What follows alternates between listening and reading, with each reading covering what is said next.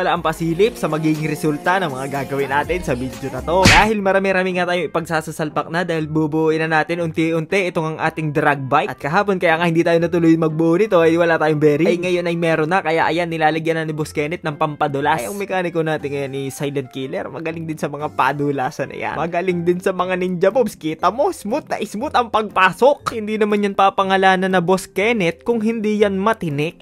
Pani sa wordplay. Kakapanood ko ng laptop to eh. Ayun, at mabalik tayo. Ikinabit na nga ang ating tipos at ating butterfly. Ano daw butterfly? Yung kumanta ng ano? Maraming di sangayon sa pag-ibig natin pero di ako magpapadaya.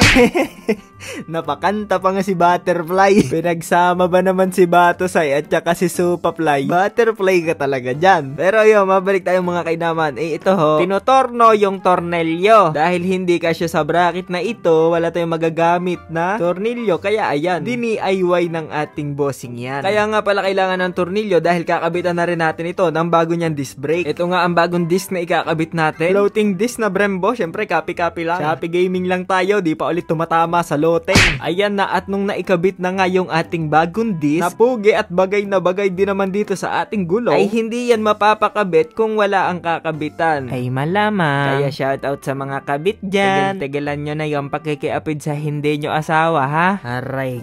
Ay mabalik tayo. Ayan, mapapansin nyo tinatanggalan ng tape. Dahil kasama yan sa mga ipinarepaint nga natin. Dahil ang balak nga natin dito ay maging super blue. Ayan na nga, at ikinakamada na. Pasasaan pa at maya maya ay nakatindig na ang ating alagang ito. Ano bang sabi ko? Ay ayan na, mapapasalpak na ang ating gulong din sa panguna. Ay tignan nyo, nakatindig na siya. Grabe ka na. Manang-mana ka sa may-ari mo, napakapugi mo ba? Ay pero ito mga kinamay, kinakabit na nga ang ating handlebar. Hindi na tayo nagpalit ng bago dahil napakapugi pa rin naman itong handlebar niya dati. Kaya sabi ko, ayan na lang din ang gamitin namin. At parang hindi naman ako nagkamali ng desisyon. Tapos syempre kinakabitan na rin ni Boss Kenneth ng shifter yan. Talaga namang napakaganda rin ang mounting ng shifter nito. At mapapansin yung talagang sukat na sukat din yan. Baka gawang Boss Kenneth ubasan yan. Tapos may isa pa tayong idadagdag sa araw na ito. Dahil ikakabit na rin ang stabilizer nitong motor na ito. Talaga namang shoot na shoot ang kapugian yan. Suwak na suwak din ang mga sukat-sukat niyan. At ayan ay ginamitan pa ng arithmetic ng matinik na si Boss Kenneth.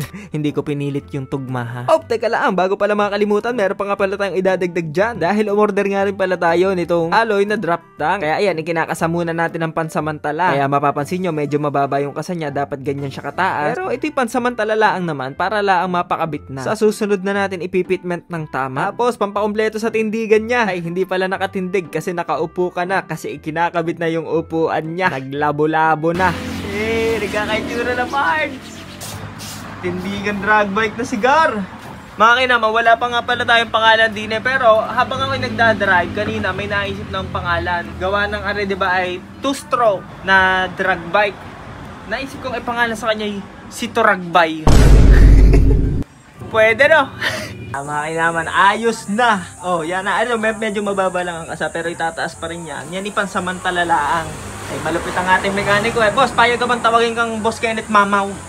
Pwede, pero pampahiya dun.